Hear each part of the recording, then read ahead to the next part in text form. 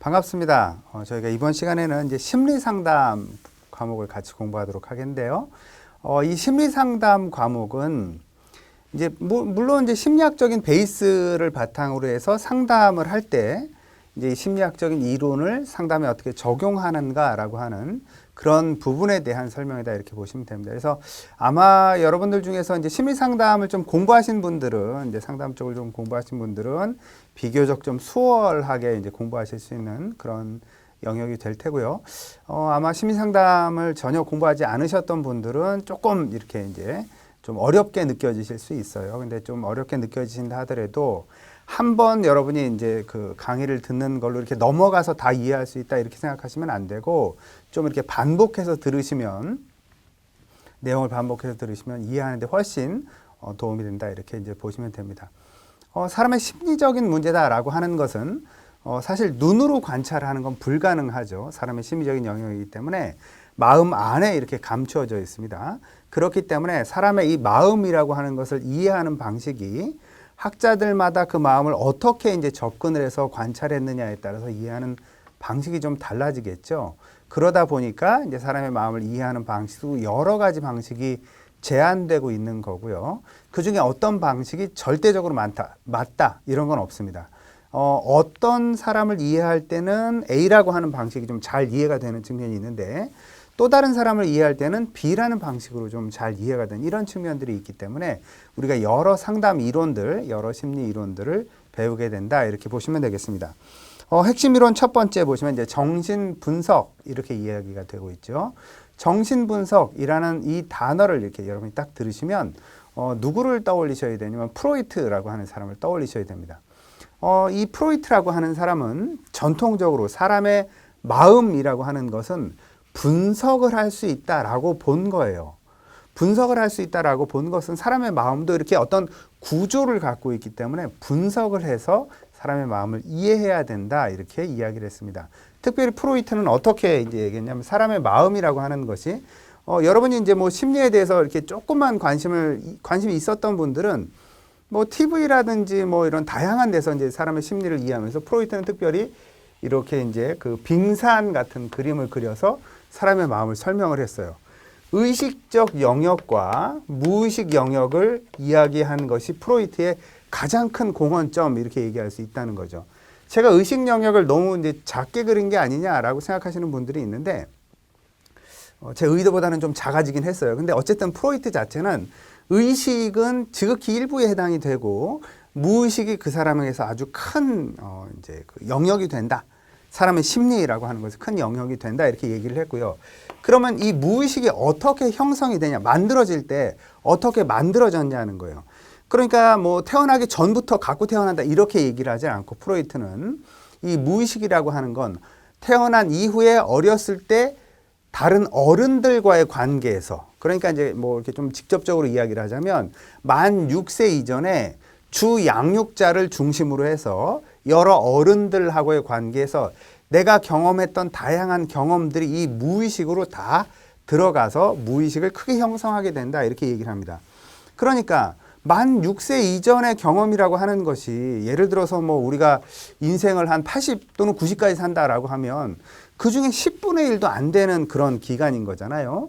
그런데 이 10분의 1도 안 되는 만 6세 이전의 경험이 이 사람의 평생을 살아가는 데 있어서 무의식을 형성하는 주요 재료가 돼서 평생에 영향을 미치고 있다라고 이야기하는 게 프로이트 이론의 특징입니다. 그래서 프로이트 이론을 결정론적 인간관 이런 용어를 사용을 합니다. 그러니까 그 어렸을 때 이 무의식이 아주 결정적으로 형성이 돼서 이 무의식의 영향에 의해서 무의식의 그 방향성에 따라서 이제 내 나머지 인생을 계속 살아가게 된다라고 한 게 이제 프로이트의 어떤 설명 방식이었습니다. 그래서 무의식이 중심이 된다라는 설명인 거죠. 근데 무의식이 중심이 되는데 그럼 무의식의 정의가 뭐냐? 의식이 아닌 게 무의식이에요. 의식이라고 하는 것은 내가 인식하고 내가 판단하고 내가 결정하고 내가 알아차리는 모든 것을 의식이라고 한다면 내가 알아차리지 못하는 나에게 해당된 건데 내가 알아차리지 못하는 모든 게 무의식이에요. 그러니까 이제 이 무의식이라고 하는 것은 개인이 알 수 있는 영역이 아닌 거죠. 왜 그러냐면 내가 모르는 게 무의식이니까. 그러면 개인이 무의식을 어떻게 알 수 있냐? 무의식은 전문적인 훈련을 받은 분석가가 분석을 통해서만 무의식을 알아차릴 수 있다 이렇게 얘기를 하는 겁니다. 물론 뭐 개인이 무의식을 전혀 못 알아차리냐 그렇지는 않는데 나도 나를 분석을 해야 알아차릴 수 있다는 거죠. 그래서 정신분석이라는 용어를 사용했다 이렇게 보시면 됩니다. 특별히 이제 의식과 무의식을 구분하는데 의식과 무의식을 구분한 것 안에 이제 우리 그 내용에서도 나옵니다만 이 프로이트는 자아의 그 사람의 정신 구조를 이드, 이고, 슈퍼이고 이렇게 얘기했습니다. 이제 자아, 원초와 초자아 이렇게 구분을 한 거죠. 의식 영역과 무의식 영역에 이렇게 걸쳐서 있는 자아, 이드 영역이고요. 이고 영역이고요. 전체가 무의식 안에 들어와 있는 이드 영역입니다. 이거는 이제 원초화죠. 원초화. 요거는 자아 이렇게 부르고요. 그러면 무의식과 의식에 걸쳐서 있는 요 나머지 영역을 초자아, 슈퍼 이거입니다. 이렇게 세 개로 구성된 성격 구조를 갖고 있다라고 프로이트는 이야기를 했어요. 그래서 이 세 개가 안정된 상태를 유지해야 되는데 안정된 상태를 유지한다라고 하는 것은 이 자아 중심적으로 자아가 가장 그 중앙에서 키포인트를 가지고 이 이드와 슈퍼이고 초자의 어떤 충돌이라든지 갈등이라든지 뭐 이런 것들을 잘 조절할 수 있는 그런 어떤 그 힘이 있어야 된다 이렇게 얘기를 했습니다. 근데 보시는 것처럼 영역이 자아가 제일 작아요. 자아가 제일 작을 수밖에 없는 건 프로이트 이론에 따르면 사람은 태어나면서부터 이드를 갖고 태어난다는 거예요. 원초화를 갖고 태어나요. 그런데 이 원초화를 갖고 태어났던 사람이 5세, 6세 어간에 강력하게 슈퍼이거가 형성이 됩니다. 그래서 도덕적 기준들, 도덕 원리들 이런 것들을 강력하게 형성하게 돼요.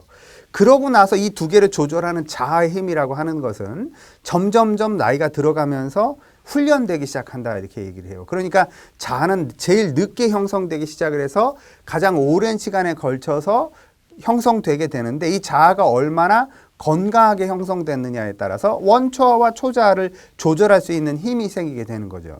그러니까 이 자아가 건강하게 형성되지 못한 사람들은 원초와 초자아를 잘 조절하지 못해서 심리적인 어떤 문제들, 심리적인 어떤 어려움들을 경험하게 된다라고 프로이트는 봤습니다. 이게 이제 프로이트 이론에서의 사람의 어떤 성격이라든지 사람의 어떤 심리 구조를 이렇게 이제 설명하는 가장 기본적인 그런 내용이 된다 이렇게 보시면 돼요. 그래서 여기서 조금 더 추가를 한다면 이 원초와는 쾌락 원리를 따르고요. 쾌락을 추구합니다. 철저하게. 그 다음에 이 자아는 이렇게 현실 원리를 따릅니다.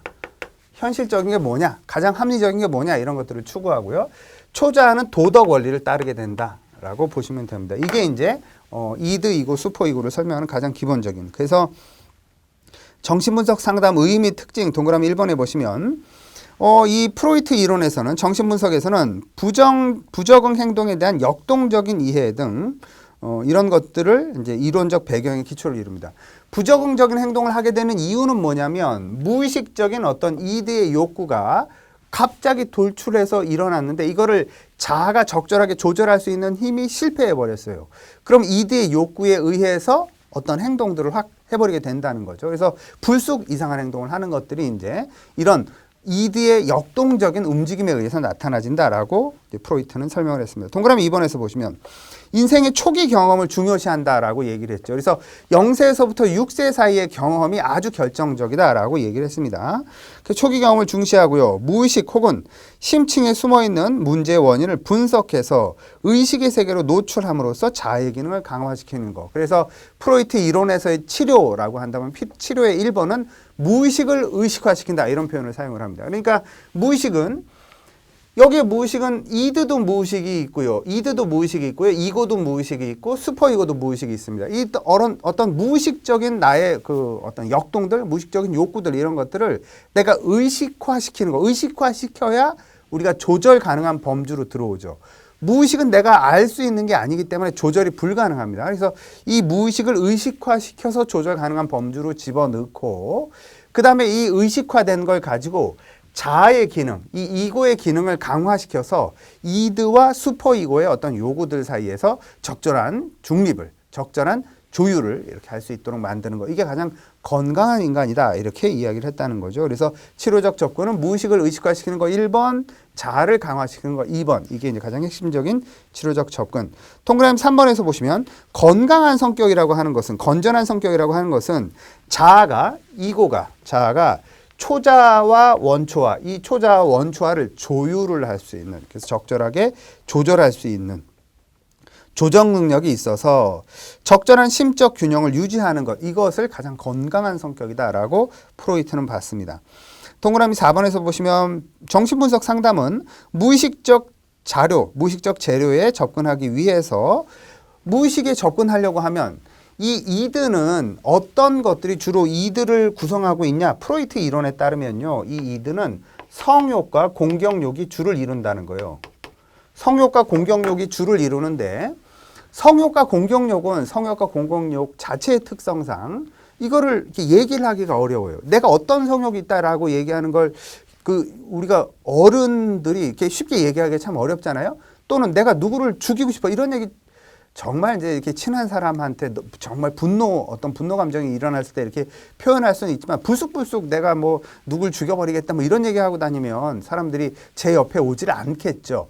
그러니까 성욕과 공경욕이라고 하는 것은 현대사회에서는 이렇게 드러내기가 어려운 그런 욕구에 해당이 된다는, 그러니까 무의식에 자꾸 넣어버린다는 겁니다. 그럼 무의식에 넣어버리면 내가 어떤 대상을 향해서 성욕이 있든지 어떤 대상을 향해서 공경욕이 있든지 크게 심리적인 어려움을 잘 경험하지 않습니다. 왜 그러냐면 내가 없는 것처럼 살아갈 수 있으니까요. 무의식에 누워버리면 의식은 내가 못 알아차려요. 어떤 대상에 대해서 내가 성욕이 있든 공경욕이 있든 내 의식은 못 알아차리니까 그냥 그 대상을 대하는 게 별로 어렵지가 않아진다는 겁니다. 그런데 이 이드의 욕구, 성욕과 공경욕이 불쑥불쑥 올라오려고 이제 한다라고 가정을 해봅시다. 그럼 얼마나 불안을 느끼겠냐는 거죠. 이런 상태가 이제 우리가 아주 그 심리적인 불안정한 상태인데, 프로이트는 이 성욕과 공경욕을 조절할 수 있는 좋은 방법은 그걸 표현해낸다라는 거예요. 행동으로 옮기는 게 아니라 말로써 표현해내면, 이 말로써 표현해내는 걸 통해서 우리가 마음의 어떤 평안이라든지 조절할 수 있는 이런 힘을 가지게 된다라고 프로이트는 얘기를 했어요. 그래서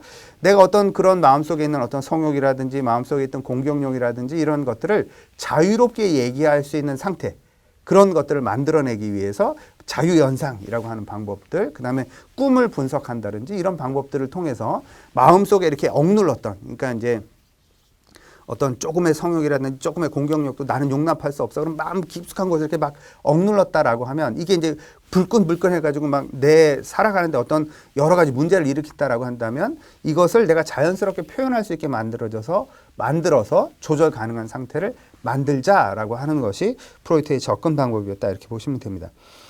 동그라미 5번에 보시면 최근에 들어서 이제 정신역동이란 용어를 많이 사용을 하는데, 정신역동이라고 불렀을 때는 정신분석이라고 하는 이제 이런 이론과 치료 기법을 가장 베이스로 해서 그 이후에 프로이트의 제자들이 만들어낸 다양한 이론과 치료 기법들을 다 믹스해서 정신역동 이렇게 부르는 특성이 있으니까 여러분이 그걸 참고해서 이해를 하시면 되겠습니다.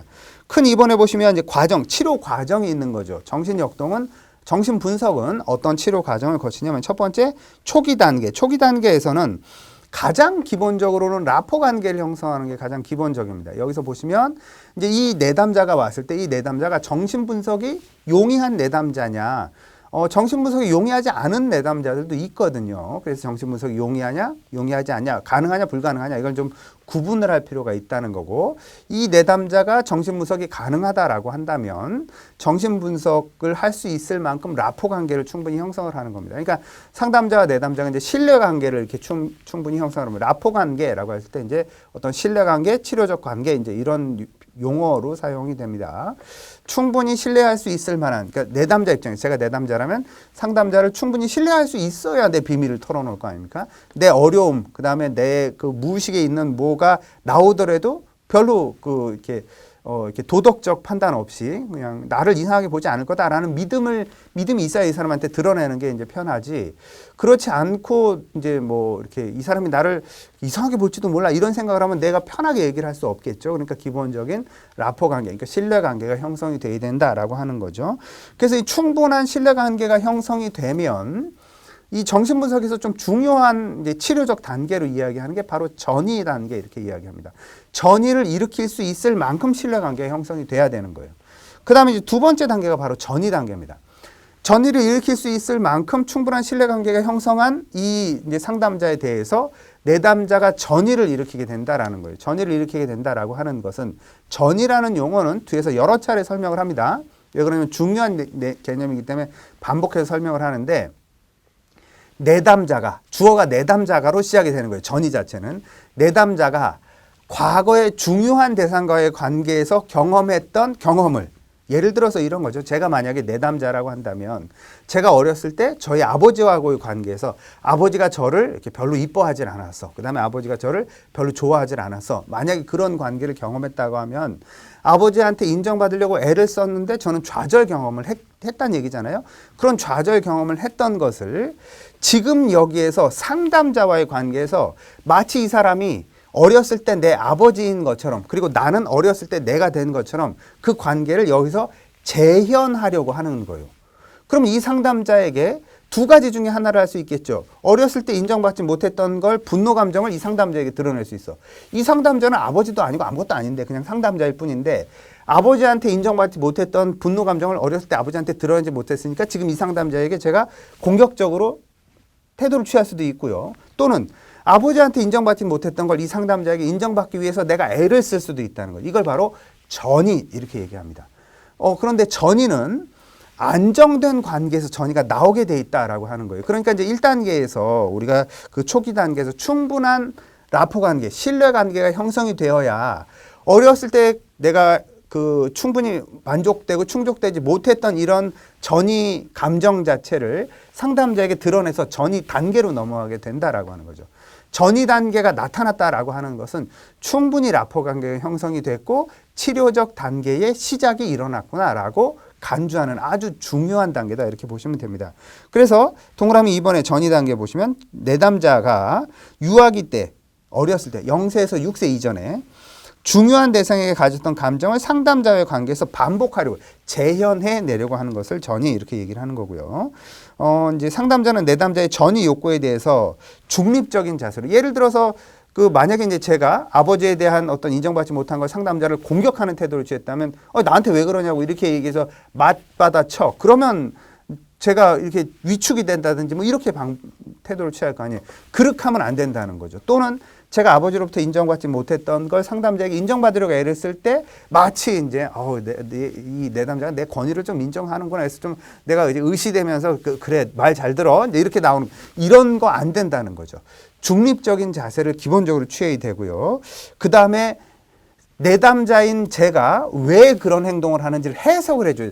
당신이 지금 이렇게 나를 공격하는 이유는 또는 당신이 지금 나한테 이렇게 잘 보이려고 자꾸 시도하는 이유는 제가 뭘 자꾸 사들고 간다든지 뭐 조금만 잘못하면 정말 죄송하다고 뭐 얘기를 한다든지 이런 건 너무 과도하잖아요. 그랬을 때는 당신이 지금 나한테 이렇게 자꾸 과도하게 하는 이유는 하고 해석을 해줘야 된다는 겁니다.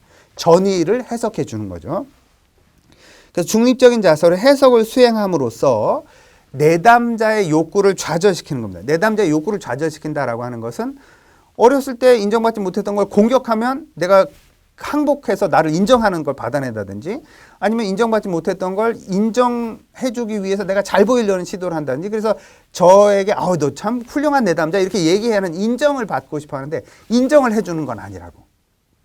인정을 해주지 않고 해석을 해준다고. 그러니까 인정받고자 했는데 인정받지 못했으니까 좌절되는 거죠. 그것 자체는 좌절되는 거지만 해석을 해서 내가 내담자로서 이런 행동을 하는 건 이런 이유가 있는 거구나라고 알아차리게 만들어줘야 된다라고 하는 겁니다. 그래서 해석을 해주고 욕구를 좌절시키는 게 이제 전이 단계에서 아주 중요한 그런 특징이다 이렇게 보시면 됩니다.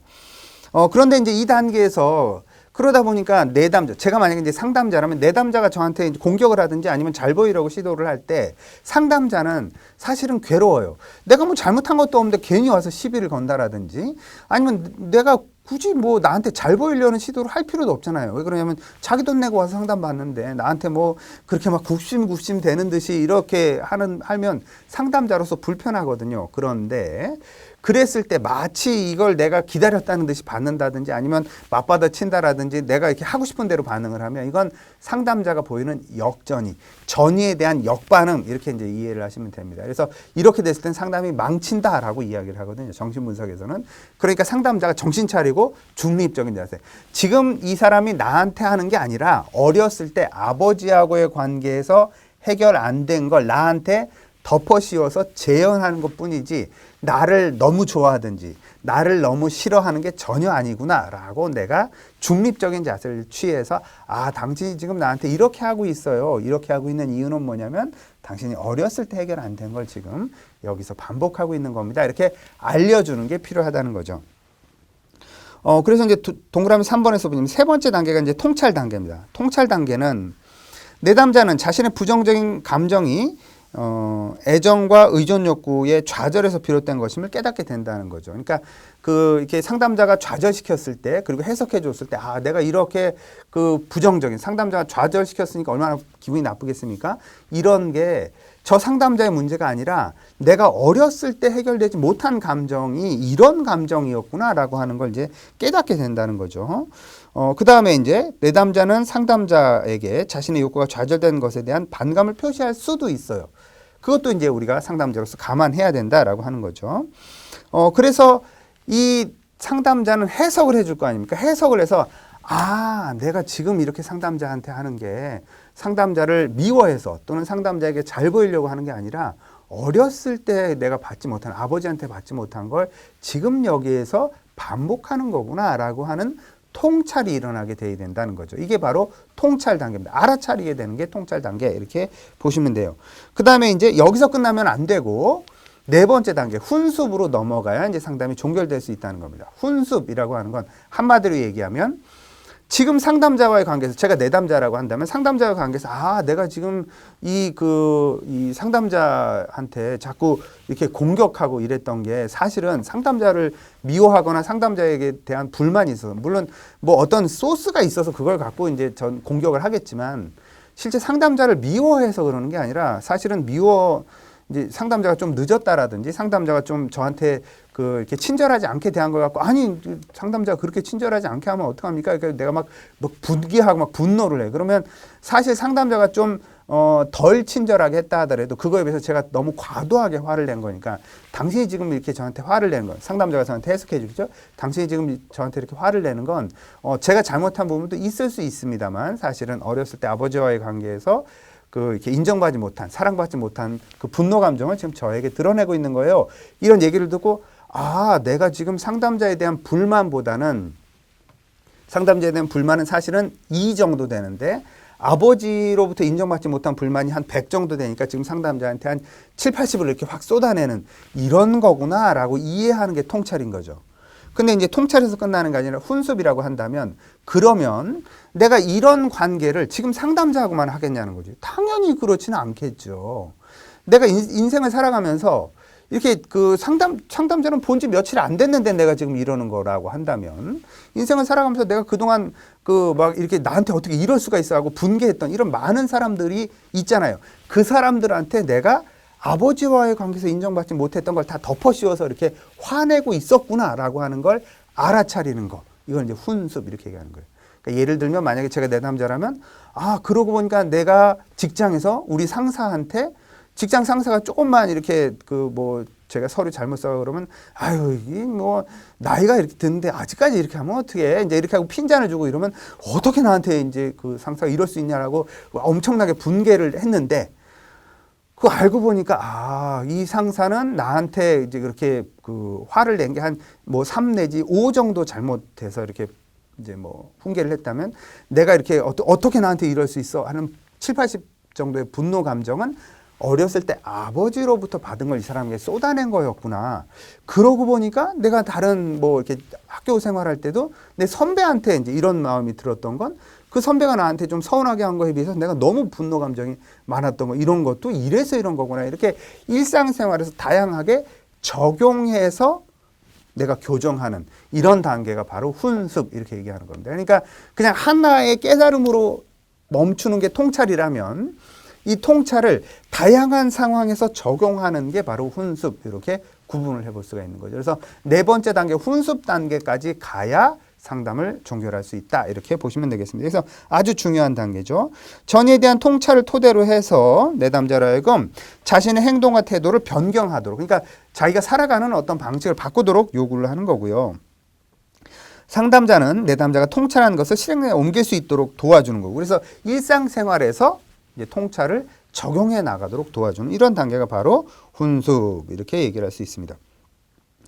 큰 3번에 보시면 상담 과정에서 전이와 해결 방안에 대해서, 전이에 대해서 이야기를 하는 거죠. 동그라미 1번 전이. 전이는 앞에서도 얘기했습니다만 주어가 내담자가로 시작이 되는 거예요. 상담 관계에서 내담자가, 제가 만약에 상담자라면 내담자가 어렸을 때 주 양육자와의 관계에서 해결되지 않은 어떤 감정 또는 해결되지 않은 어떤 문제를 지금 상담자와의 관계에서 재현하는 거예요. 마치 내가 어렸을 때 주 양육자인 것처럼 나를 대하는 거, 마치 내가 어렸을 때 주 양육자인 것처럼 나에게 뭔가를 요구하는 거, 이게 바로 전이, 이렇게 얘기하는 겁니다. 그래서 내담자가 어린 시절 어떤 중요한 인물에 대해서 가졌던 관계를 상담자에게 표출하는 겁니다. 어떤 식으로 표출하냐면 마치 그 사람인 것처럼 표출하는 거예요. 근데 내 의식은 그렇지 않아요. 의식은 옛날에 그 사람이 아니라는 걸 알아요. 그런데 내 무의식이 마치 그 사람인 것처럼 내가 표출을 해버리는 거죠. 그래서 일종의 투사인 겁니다.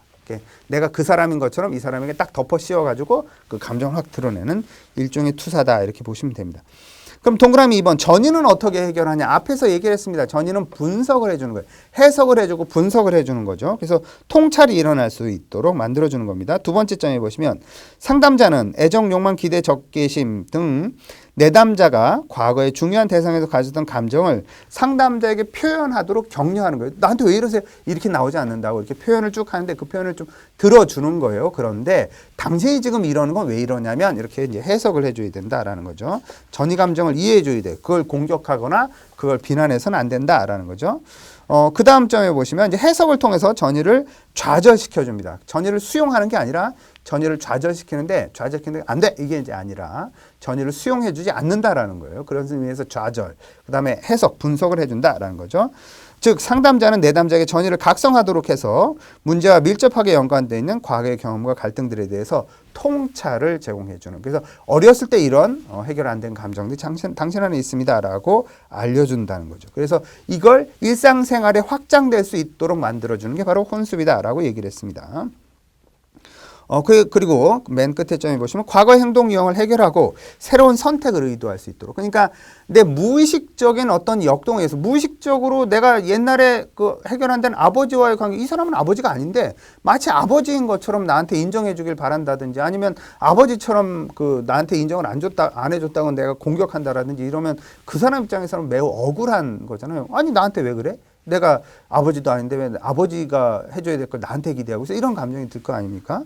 그러니까 이걸 의식화시키면, 무의식적으로 그랬으면 나도 모르는데 이걸 의식화시키면 아 내가 그랬구나라는 걸 알아차리면 그 다음부터는 선택 가능해진다라고 하는 게 정신분석에서의 접근이죠.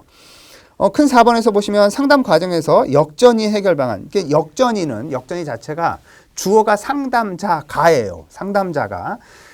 내담자가 전이를 일으켰을 때 거기에 대해서 이제 반응으로 나오는 게 역전이가 될 수 있다는 거예요. 역전이가 나타나면 정신분석에서는 상담은 망해요. 그래서 상담자는 역전이를 하면 안 되는 겁니다. 역전이를 하면 안 돼. 근데 어떻게 역전이를 안 할 수 있냐면 말 그대로 이런 거죠. 나를 내가 분석해. 아, 내가 내담자가 이랬을 때 어떤 감정이 일어나는구나 라고 하는 걸 내가 분석을 통해서 역전이를 해결할 수도 있고요. 또는 슈퍼비전을 받는 거죠. 그러니까 나보다 더 이렇게 그 상담 경력이 많고 충분한 그런 시야를 가진 슈퍼바이저에게 이렇게 내가 상담을 했는데 이게 이제 그 사실 역전이가 나타난 겁니까? 역전이가 나타났을 때 내가 어떻게 하면 좋겠습니까? 라고 하는 것들을 이제 분석을 받는 겁니다. 역전이라고 하는 것은 왜 발생하게 되냐면 내담자가 전이를 했을 때 그 전이에 대해서 마치 내가 그 전이 대상인 인물인 것처럼, 그러니까 마치 좀 전에 말씀드린 대로 한다면 상담자인 제가 내담자가 전이를 했을 때 내가 아버지인 것처럼 이제 막 공격을 한다라든지, 아니면 아버지인 것처럼 아 미안하다 내가 그런 줄 몰랐다 뭐 이렇게 나오든지 이랬을 때 이제 그 역전이가 발생을 할 수 있고요. 또는 역전이는 상담자 자신도 이제 과거에 해결 안 된 문제가 있을 수 있잖아요. 우리는 100% 문제를 해결하고 사는 사람은 없습니다. 상담자 자신도 과거의 중요한 대상과의 관계에서 해결되지 않은 이 이제 어떤 문제들이 이 내담자의 전의를 계기로 해서 나와 버리는 것. 이걸 바로 역전이 이렇게 얘기를 합니다. 그래서 역전이는 두 가지 측면에서 생각을 해볼 수가 있습니다. 어쨌든 상담자가 무의식적으로 반응하게 되면 이게 바로 역전이다 이렇게 얘기를 할 수 있는 거예요. 그래서 상담자는 내가 어떤 무의식적인 반응을 하지 않나라고 하는 자기 자신을 잘 분석하고 자기 자신을 잘 조절해야 되는 이런 의무가 있다는 거죠. 동그라미 1번 역전이의 의미 보시면 상담자가 주어가 상담자로 시작합니다. 내담자와의 관계에서 이전에 다른 사람에게 가졌던 동일한 감정을 내담자에게 갖게 되는 것. 전의를 했을 때 내담자에게 동일한 감정을 갖게 되는 것. 이런 것들을 나타내고요. 두 번째 점 끝부분에 보시면 객관성을 잃게 될 때 나타나는 부정적인 반응입니다. 그러니까 상담자가 자신의 감정이라든지 자신의 상태를 의식화시키지 못했을 때 역전이가 될 가능성이 많아요. 그리고 역전이는 상담자로 하여금 내담자를 마치 자신의 과거 경험 속 인물로 착각하도록 해서 무의식적으로 반응하도록 함으로써 현실에 대한 왜곡을 야기할 수 있다라는 거고요. 그 상담자는 객관성을 유지해야 되고요. 자기 자신을 조절하고 다스릴 수 있는 능력을 계속 향상시켜야 역전이가 발생하지 않을 수 있다라는 겁니다. 동그라미 2번에 역전이 해결 방안 보시면 자기 분석을 통해서 자기 자신을 계속 분석을 해요. 어떤 문제가 있나? 이 사람이 이렇게 얘기할 때 내가 특별히 그게 더 불편하게 들렸다든지 더 괴롭게 들린 이유는 뭘까 이런 것들을 자꾸 분석을 한다라든지 교육 분석을 통해서 그러니까 내가 어렸을 때부터 성장 과정에서 어떤 그 어렸을 때 경험들 주 양육자와의 관계에서 어떤 결핍이 있었는지 이런 것들을 자꾸 분석을 해나가는 이런 것들을 통해서 이제 그 해결할 수 있고요. 그다음에 세 번째로는 슈퍼바이저의 지도와 감독을 받는 방식 이런 것도 상당히 도움이 될 수 있고요. 그 다음에 이제 네 번째로는 그렇게 다양하게 했는데도 역전이 문제가 전혀 해결이 안 된다라고 한다면 다른 전문적인 상담자에게 레퍼하는 것이 이제 넘긴다라고 하는 것을 레퍼한다 이런 표현들을 상담에서 사용하거든요. 다른 전문적인 상담자에게 이제 그 이 케이스를 넘겨서 그분이 상담을 해서 해결할 수 있도록 이제 그 제안을 하는 것이 가장 효과적인 방법이다 이렇게 보시면 되겠습니다. 핵심 예제 1번 보시면 심리치료에서 치료자의 역전에 대한 설명으로 가장 적합한 것, 맞는 것을 찾으랍니다. 이 문제는 상당히 까다로운 문제예요. 그래서 여러분이 좀 이렇게 잘 보실 필요가 있습니다. 동그라미 1번에서 보시면 치료자는 내담자에 대한 부정적인 감정을 가져서는 안 된다. 부정적인 감정을 가져서는 안 된다 그러면 억압을 할 수 있어요. 부정적인 감정이 일어날 때 이걸 내가 왜 부정적인 감정이 일어나라고 분석을 해야 되는 거죠. 그래서 틀렸고요. 동그라미 2번 보시면 내담자에게 좋은 치료자라는 말을 듣고 싶은 것은 당연한 욕구다. 좋은 치료자라는 말을 듣고 싶은 것은 어떤 측면에선 당연한 욕구다라고 생각할 수 있겠지만 우린 좋은 치료자가 아니라 내담자에게 중립적인 어떤 반응을 해주는 그런 치료자가 돼야 되는 거죠. 그래서 좋은 치료자라는 말을 듣고 싶은 거는 당연한 욕구다라고 하는 것은 사실은 맞진 않아요. 그런 욕구가 커지면 역전이가 일어날 가능성이 높아집니다. 그 다음에 세 번째 동그라미 3번 보시면 내담자에게 느끼는 역전의 감정은 치료의 중요한 도구로 활용할 수 있다. 이건 사실은 맞아요. 왜 그러냐면 역전이가 일어났다라고 역전이가 일어나는 어떤 조짐이 보인다라고 해서 내담자가 전의를 했다는 거거든. 그래서 전의를 한 것에 대해서 내가 역전이가 내 마음이 왜 이렇게 분노 감정이 일어날까? 내가 이렇게 좀 짜증이 나거나 화가 날까라고 나를 자꾸 돌아보면 내담자가 나를 건드린 전의가 있었다는 겁니다. 그래서 이걸 잘 파악을 하면 내담자에 대해서 좀 더 정확한 해석이라든지 분석을 해주는 게 가능하다라고 하는 거죠. 그래서 치료의 도구로 활용하기 좋은 것이 역전입니다. 객관적으로만 파악할 수 있다면 역전을 일으켜서 나도 모르게 그냥 무의식적으로 막 흘러가 버린다. 이러면 상담을 망치는 건데 내가 객관적으로만 파악할 수 있어서 내담자가 하는 것을 내가 객관적으로 이해하고 중립적인 입장에서 분석할 수 있다면 아주 좋은 치료적 도구를 사용하는 거다 이렇게 보시면 되겠습니다. 그래서 옳은 것은 동그라미 3번이 옳고요. 동그라미 4번 치료자가 역전이를 알기 위해서 꼭 교육 분석을 받아야 하는 것은 아니다. 꼭 교육 분석을 받아야 하는 것은 아니지만 교육 분석을 하는 게 좋죠. 교육 분석을 하고 자기 분석을 하고 슈퍼비전을 받고 이런 다양한 방법들을 통해서 역전이를 이제 알아가고 역전이를 해결하는 그런 노력들을 한다 이렇게 보시면 되겠습니다. 그래서 가장 적합한 설명은 동그라미 3번이 가장 적합한 설명이다 이렇게 보시면 되겠습니다. 그래서 이제 정신분석에 대해서 우리가 좀 이렇게 설명을 드렸는데 정신분석을 처음 들으시는 분들은 조금 어려우실 수 있어요. 그래서 처음 들어서 조금 어려우신 분들은 이렇게 쭉 지금 들은 걸 계속 반복해서 들어나, 그거 대단히 어리석은 방법이고요. 쭉 듣고 나서 다시 이제 처음부터 이렇게 쭉 들어 나가시면, 그런 식으로 반복을 해서 들으시면, 아, 이게 이런 얘기구나라고 하는 그런 이해가 좀 더 깊어질 수 있으니까요. 꼭 여러분이 반복해서 공부하는 거 잊지 않으셨으면 좋겠습니다. 여기까지 수고하셨습니다.